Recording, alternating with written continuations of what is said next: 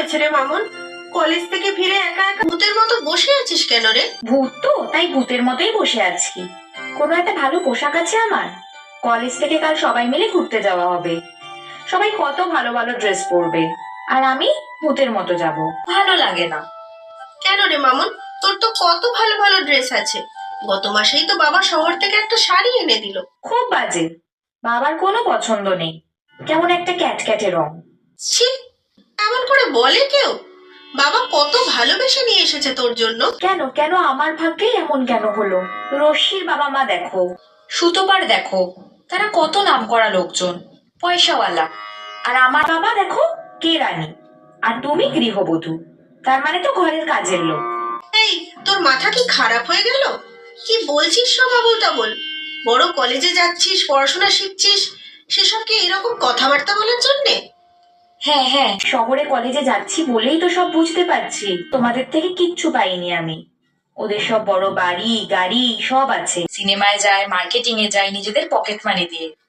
দিয়েছো কখনো pocket money আমাকে? পকেট মানি আবার কি রে? তোর সবই তো আমরা কিনে দিচ্ছি রে মা।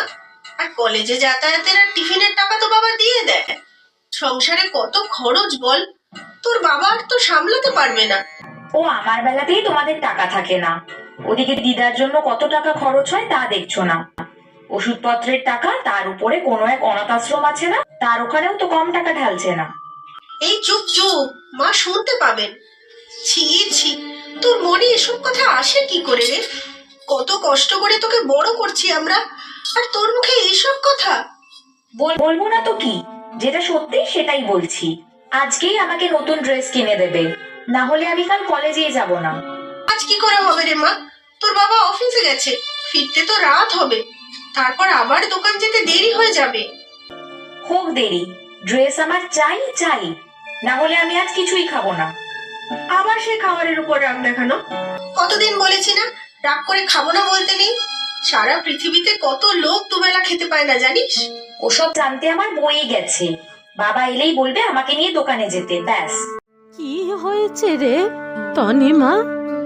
নাতনিটার গলার আওয়াজ পাচ্ছিলাম যেন।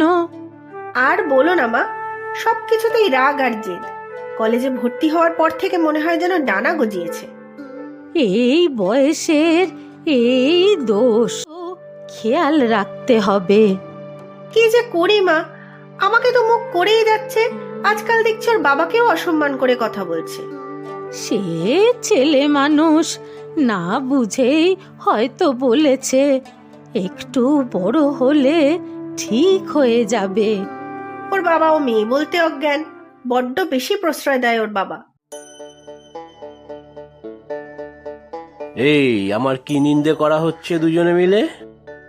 না না বাবা, নিন্দে করব কেন? নাতনিটাকে নিয়েই কথা হচ্ছিল। কেন, কি হয়েছে মামনের? না, কি আর হবে, যাও জামা কাপড় পাল্টানোর আগেই মেয়েকে নিয়ে জামা কাপড়ের দোকানে যাও।